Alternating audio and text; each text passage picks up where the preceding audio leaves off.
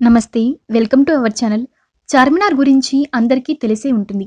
అయితే ఇప్పుడు చార్మినార్ గురించి తెలియని కొన్ని అద్భుతమైన, అపూర్వమైన నిజాల గురించి తెలుసుకుందాం. తండ్రి చేసిన అద్భుతమైన సుందర నగరంపై ఒక అద్భుతమైన భాగ్యనగరాన్ని నిర్మించింది ఎవరు? సౌందర్యమే ప్రతిరూపంగా నిర్మించిన ఆ పట్టణానికి తన ప్రేయసి పేరు పెట్టుకున్న ఆ మహారాజు ఎవరు? భాగమతి అనే ఒక బంజారా స్త్రీని పెళ్లి చేసుకుని ఆ తర్వాత ఆవిడ పేరు మీదనే ఒక నగరాన్ని నిర్మించిన ఆ మహారాజు ఎవరు? ఆవిడ పేరు మీద నిర్మించిన ఆ పట్టణం పేరు ఏమిటి? ఇవన్నీ కూడా తెలుసుకుందాం. తెలంగాణ ప్రాంతంలో ఉన్న ఏకైక పట్టణం కుతుష్బా-హీల రాజ్యానికి తొలి రాజధాని గోల్కొండ నగరం.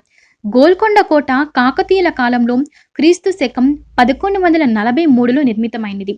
అప్పటి ప్రభువు కృష్ణదేవ్ దీన్ని క్రీస్తు శకం 1363లో బహమనీ సుల్తాన్ మొదటి బహమనీకి అప్పగించాడు. కాలక్రమంలో 1496 సుల్తాన్ కులీ కుతుబ్ షాని గోల్కొండ తరేస్తారులుగా నియమించారు. బహమనీ రాజ్యం పతనమైన కాలంలో కులీ కుతుబ్ షా క్రీస్తు శకం 1518లో స్వతంత్ర రాజ్యం గోల్కొండ రాజధానిగా చేసుకుని పట్టాభిషిక్తుడయ్యాడు.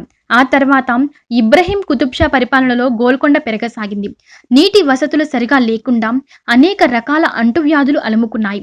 పట్టణాన్ని అభివృద్ధి చేయడం కోసం అతడు మూసీ నదిపై పురాణా పూల్ నిర్మించాడు. అలా కొత్త పట్టణపు నిర్మాణానికి పునాదులు వేశారు. అతని మరణానంతరం అతని కుమారుడు నూతన పట్టణ నిర్మాణం కోసం ఒక గృహం ప్రణాళిక సిద్ధం చేయించి ఆ మేరకు మూసీ నది ఒడ్డున ఓ కొత్త నగరాన్ని నిర్మించాడు. నూతన నగరమే భాగ్యనగర్గా, హైదరాబాద్గా పేరుగాంచింది.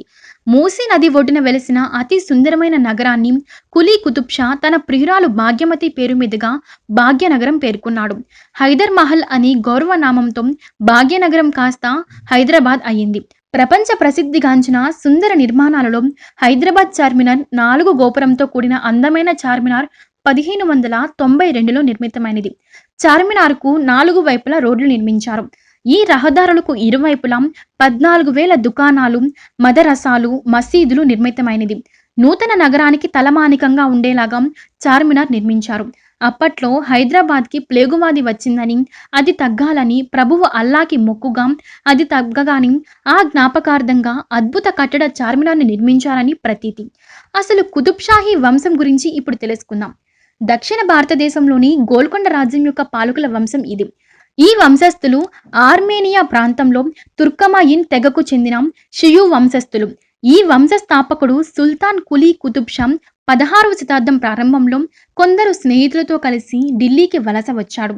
తరువాత దక్షిణాన దక్కను పీఠభూమికి వచ్చి బహమనీ సుల్తాన్ కొలువులో పనిచేశాడు. అతడు గోల్కొండ తెలంగాణ రాజ్యానికి అధిపతి అయ్యాడు. కుతుబ్ షాహీ వంశం తెలుగువారి పరిపాలించిన తొలి ముస్లిం వంశం. ఈ వంశానికి చెందిన 8 మంది రాజుల్లో మహ్మద్ కులీ కుతుబ్ షా 5వ వాడు. మహ్మద్ కులీ కుతుబ్ షా గురించి ఇప్పుడు మనం తెలుసుకుందాం. హైదరాబాద్ నగరాన్ని స్థాపించాడు. చార్మినార్ కూడా కట్టించాడు. మహ్మద్ కులీ కుతుబ్ షా అరేబియా భాష, ఉర్దూ భాష మరియు తెలుగు భాష పాండిత్యం కలవాడు. ఉర్దూ మరియు తెలుగు భాషలో కవిత్వాలు రాశాడు. దురదృష్టవశాతం ఇతని తెలుగు పద్యాలు ఏవీ కూడా ఇప్పుడు అందుబాటులో లేవు. ఇక ఇతని భార్య అయిన భాగమతి గురించి తెలుసుకుందాం. కులీ కుతుబ్ షా భాగమతి అనే బంజారా స్త్రీని ప్రేమించి పెళ్లి చేసుకున్నాడు. ఏ విషయం అందరికీ తెలుసు. ఆ తర్వాత ఆవిడ పేరు మీదుగా భాగ్యనగరం అనే పేరు పెట్టాడు. పెళ్ళైన తర్వాత భాగమతి ఇస్లాం మతం స్వీకరించింది. హైదర్ మహల్ అని పేరు మార్చుకుంది. దాని నుంచి నగరం పేరు కూడా హైదరాబాద్గా రూపాంతరం జరిగింది. మహ్మద్ కులీ కుతుబ్ షాకు భాగమతితో 1589లో పెళ్లి జరిగింది. ఆ తర్వాత అతను చనిపోయే వరకు అంటే 1611 వరకు కుతుబ్ షా భాగమతితోనే ఉన్నాడు. కుతుబ్ షా చనిపోయిన అదే సంవత్సరంలోనే భాగమతి కూడా చనిపోయింది. తర్వాత గోల్కొండ కోటను సుల్తాన్ మహ్మద్ కుతుబ్ షా, అబ్దుల్లా కుతుబ్ షా పరిపాలించారు. వీళ్లతో పాటుగా చివరగా అబుల్ హసన్ హుస్సేన్ కూడా పరిపాలించాడు. అసలు గోల్కొండ పతనం ఎలా జరిగిందో కూడా ఇప్పుడు తెలుసుకుందాం. హరీష్ కంటే ముందు చక్రవర్తి తానీషా మామ అబ్దుల్లా కుతుబ్ షాను మొఘల్ సేనానిగా ఔరంగజేబు ఓడించి మొఘల్ చక్రవర్తి షాజహాన్ యొక్క సార్వభౌమత్వాన్ని అంగీకరించి కప్పం కట్టే విధంగా ఒప్పందం కుదిరింది.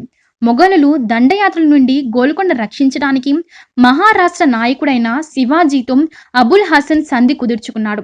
1680 శివాజీ మరణం తర్వాత 1605 ఔరంగజేబు తన కుమారుడైన షా నాయకత్వంలో గోల్కొండపై దండయాత్ర చేశారు. మొదట గోల్కొండకి విజయం లభించిన కొంతమంది నాయకుల నమ్మక ద్రోహం గోల్కొండ సైన్యాలు ఓడిపోయాయి. పర్యవసానంగా అబుల్ హసన్ మొఘలులు సంధి చేసుకున్నాడు.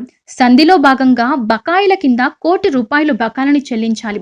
సంవత్సరానికి 2 లక్షల పన్ను కప్పంగా చెల్లించాలి. అంతేకాదు అక్కన్న మాదనులు ఉద్యోగాల నుండి తొలగించాలి.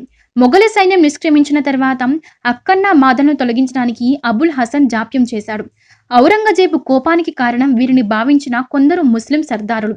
అంతఃపుర స్త్రీల ప్రోత్సాహంతోని షేక్ హంసీన్ మీ నాయకత్వంలో అక్కన్న మాదనుల హత్యకు కుట్ర పన్నడం 1686 మార్చి 24వ తేదీ రాత్రి సుల్తానులతో సంప్రదించి ఇంటికి వెళ్తున్న వారిని గోల్కొండ నడి వీధిలో హత్య చేశారు.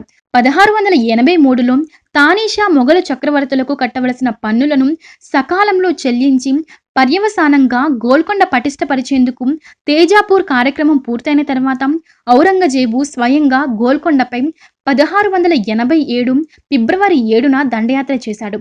కానీ తానీషా గోల్కొండ కోటపై ఔరంగజేబు దాడిని 8 నెలల పాటు నిలబడగలిగాడు.